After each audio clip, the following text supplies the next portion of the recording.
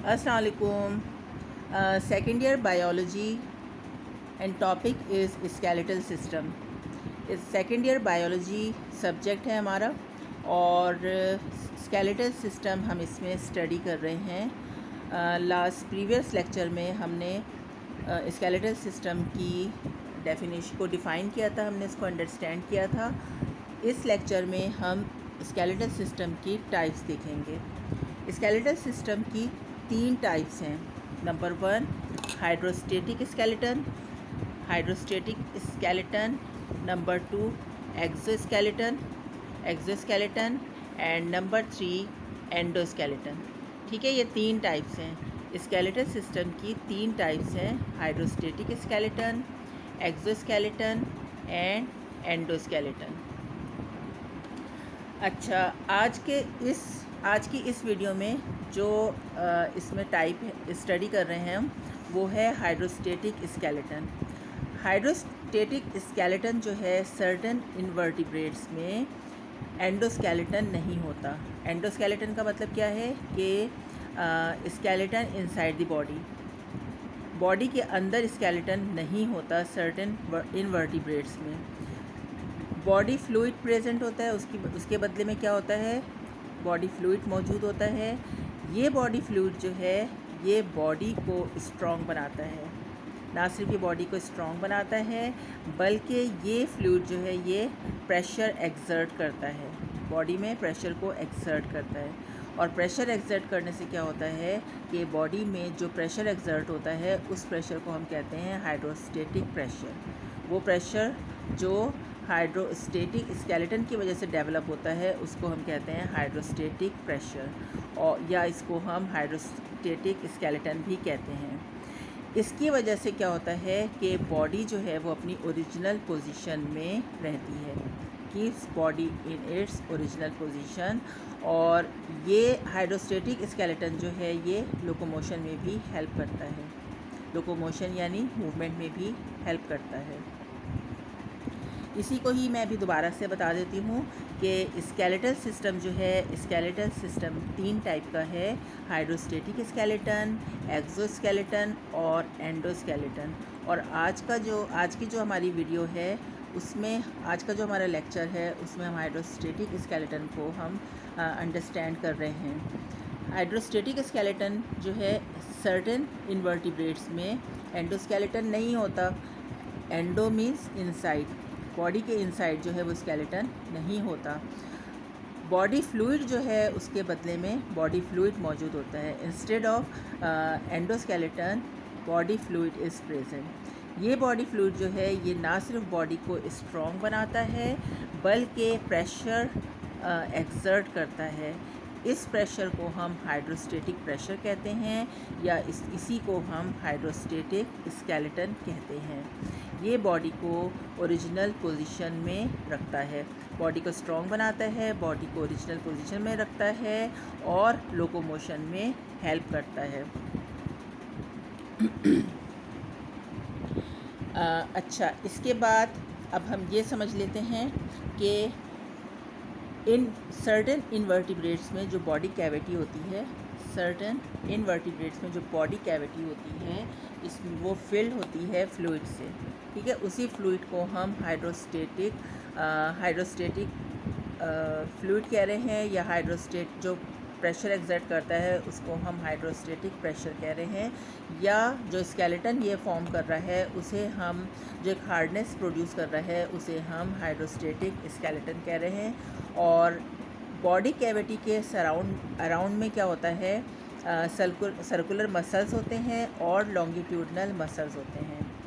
ठीक है, body cavity में फिल क्या होता है, फ्लूइड फिल होता है, और बॉडी कैविटी के अराउंड जो है वो सर्कुलर मसल्स होते हैं और लॉन्गिट्यूडनल मसल्स होते हैं।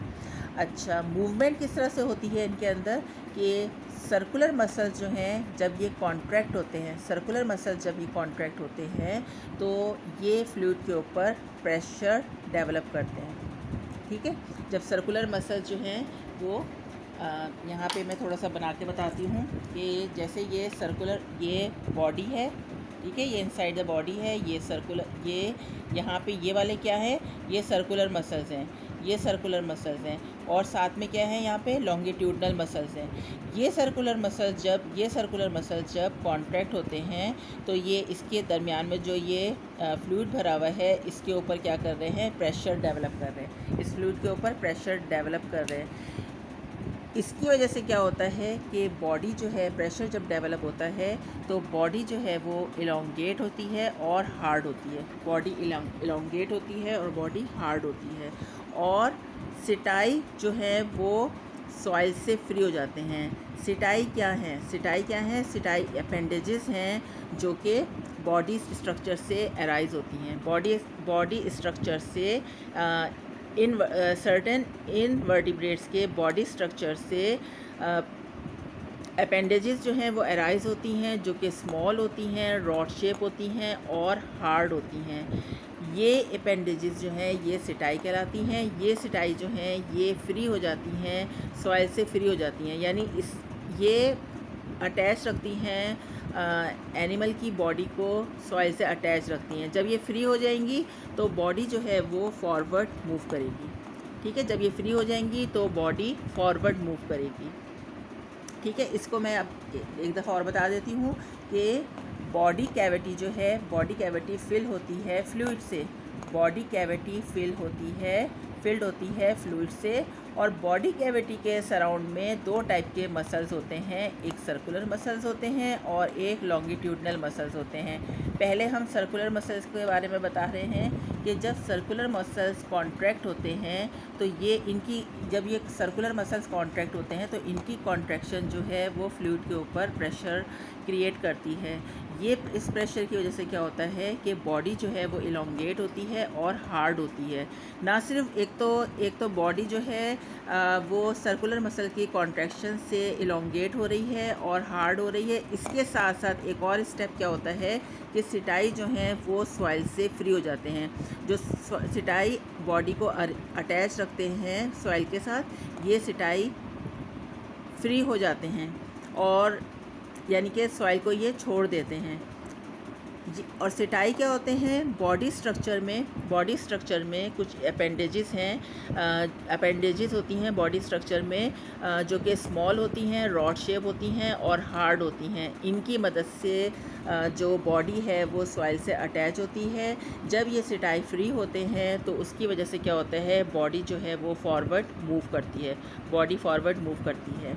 ठीक है, नेक्स्ट क्या है इसके अंदर कि दूसरे टाइप के जो लॉन्गिट्यूडनल मसल्स हैं, जब ये कॉन्ट्रैक्ट होते हैं, अच्छा ये दोनों जो हैं ये ऑल्टरनेट कॉन्ट्रैक्शन होती है इनकी, पहले ये कॉन्ट्रैक्ट होते हैं, फिर जब ये कॉन्ट्रैक्ट होते हैं तो बॉडी जो है वो थिक और शॉर्ट हो जाती है, बॉडी थिक और शॉर्ट होती है और सिटाई जो है वो दोबारा से अटैच हो जाते हैं सॉइल से, यानी कि इनके जो मूवमेंट है वो ज़रा सी देर के लिए रुकती है और फिर वो दोबारा से सर्कुलर मसल जो है वो कॉन्ट्रैक्ट करते हैं और वो दोबारा से आगे फॉरवर्ड, बॉडी जो है वो फॉरवर्ड मूव करती है। अच्छा, इसमें जो है अर्थवॉर्म की एग्जांपल्स हम ले लेते हैं। अर्थवॉर्म में जो स्केलेटन पाया जाता है वो हाइड्रोस्टेटिक स्केलेटन है। ठीक है, तो अब अर्थवॉर्म में जो मूवमेंट है वो किसकी वजह से हो रही है, हाइड्रोस्टेटिक स्केलेटन या हाइड्रोस्टेटिक प्रेशर की वजह से हो रही है। अब ये हाइड्रोस्टेटिक प्रेशर जो है ये जब हाइड्रोस्टेटिक प्रेशर जो है सर्कुलर मसल्स और लॉन्गिट्यूडनल मसल्स जब कॉन्ट्रैक्ट होते हैं तो हाइड्रोस्टेटिक प्रेशर डेवलप होता है। अच्छा, ना सिर्फ हाइड्रोस्टेटिक प्रेशर डेवलप होता है बल्कि सिटाई भी जो हैं वो भी इसकी लोकोमोशन में हिस्सा लेते हैं और हेल्प करते हैं। किस तरह से करते हैं कि सिटाई या तो फ्री होते हैं या अटैच होते हैं। जब ये बॉडी फॉरवर्ड मूव करती है, जब ये फ्री होते हैं तो बॉडी फॉरवर्ड मूव करती है, और जब ये फॉरवर्ड जब ये आगे बढ़ते, बॉडी जब आगे बढ़ती है तो उसके बाद दोबारा से ये सॉइल के साथ अटैच हो जाते हैं, इस तरह से ऑल्टरनेट वे में ये प्रोसेस जारी होता है, जिसकी वजह से एनिमल जो है वो मूवमेंट करता है अपनी, या फॉरवर्ड जो है फॉरवर्ड मूवमेंट करता है। ठीक है, इसको हम लेक्चर को एक दफ़ा से और रिवाइज़ कर लेते हैं। स्केलेटल सिस्टम जो है तीन टाइप का है। एक हाइड्रोस्टेटिक स्केलेटन है, एक्सोस्केलेटन है और एंडोस्केलेटन है। ठीक है, एंडोस्केलेटन 3 टाइप्स का है। और जो आज के लेक्चर है हमारा, उसमें हम हाइड्रोस्टेटिक स्केलेटन को डिस्कस कर रहे हैं। सर्टेन इन्वर्टिब्रेट्स में एंडोस्केलेटन नहीं होता, यानी कि inside the body skeleton present नहीं होता, और उसके instead of endoskeleton they have body fluid. उनमें क्या होता है? बॉडी फ्लूइड होता है। ये बॉडी फ्लूइड जो है ये प्रेशर एक्सर्ट करता है, जिसको हम हाइड्रोस्टेटिक प्रेशर कहते हैं या हाइड्रोस्टेटिक स्केलेटन कहते हैं, और ये बॉडी को ओरिजिनल पोजीशन में रखता है, लोकोमोशन में हेल्प करता है। ठीक है, और बॉडी को स्ट्रॉन्ग बनाता है। अच्छा, बॉडी की जो मूवमेंट है वो किस तरह से होती है कि बॉडी कैविटी जो है वो फ्लूइड से फिल होती है। बॉडी कैविटी के अराउंड जो है वो 2 टाइप के मसल्स होते हैं, सर्कुलर मसल्स और लॉन्गिट्यूडनल मसल। ये दोनों जो हैं ये ऑल्टरनेटिवली कॉन्ट्रैक्ट होते हैं। जब सर्कुलर मसल्स कॉन्ट्रैक्ट होते हैं तो ये फ्लूइड पर प्रेशर एक्सर्ट करते हैं, और बॉडी जो है उसके रिज़ल्ट में बॉडी जो है इलोंगेट होती है और हार्ड होती है, और सिटाई जो हैं वो सॉइल से फ्री हो जाते हैं। सिटाई क्या हैं? सिटाई अपेंडेजेस हैं जो कि बॉडी स्ट्रक्चर से अराइज होती हैं। ये स्मॉल ब्रॉड शेप होती हैं और हार्ड होती हैं और बॉडी से अराइज होती हैं। जैसे उसको अटैच रखती हैं, सॉइल के साथ अटैचमेंट में हेल्प करती हैं। ठीक है, तो ये जो है जब ये फ्री होते हैं तो बॉडी जो है वो फॉरवर्ड मूव करती है। और इसके बाद ऑल्टरनेट ये लॉन्गिट्यूडनल मसल्स जो हैं ये कॉन्ट्रैक्ट होते हैं। इनकी कॉन्ट्रैक्शन के नतीजे में क्या होता है? बॉडी शॉर्ट होती है और थिक होती है और शॉर्ट होती है, और सिटाई जो है वो सॉइल से दोबारा अटैच हो जाते हैं। सिटाई सॉइल से दोबारा से अटैच हो जाते हैं। अर्थवॉर्म की मूवमेंट अगर हम देखें तो अर्थवॉर्म की मूवमेंट जो है, अर्थवॉर्म में हाइड्रोस्टेटिक जो फ्लूइड है वो फ्लूइड होता है इनकी बॉडी में, और वो फ्लूइड जो है वो हाइड्रोस्टेटिक प्रेशर डेवलप करता है। और सर्कुलर और लॉन्गिट्यूडनल मसल जब कॉन्ट्रैक्ट होते हैं तो ये हाइड्रोस्टेटिक प्रेशर डेवलप करते हैं। यही सारा प्रोसेस होता है, और इसके साथ साथ सिटाई जो हैं ये भी इसमें इसकी मूवमेंट में हेल्प करते हैं। सिटाई जो हैं जब ये फ्री होते हैं तो बॉडी फॉरवर्ड मूव करती है, और जब ये अटैच और उसके बाद ये बॉडी ये सिटाई जो हैं जब वो बॉडी फॉरवर्ड मूव कर लेती है तो सिटाई जो हैं वो दोबारा से सॉइल के साथ अटैच हो जाते हैं। अच्छा, ये तो मैंने आपको उर्दू में एक दफ़ा इसको रिवाइज़ कर दिया। थोड़ा सा जो है इसको इंग्लिश में भी हम देख लेते हैं कि skeletal system has three types of skeleton. skeletal system is 3 types. Number 1 hydrostatic skeleton, number 2 exoskeleton, number 3 endoskeleton. Hydrostatic skeleton, in certain invertebrates they have no endoskeleton, that is there is no skeleton inside the body. Instead of endoskeleton they have body fluid.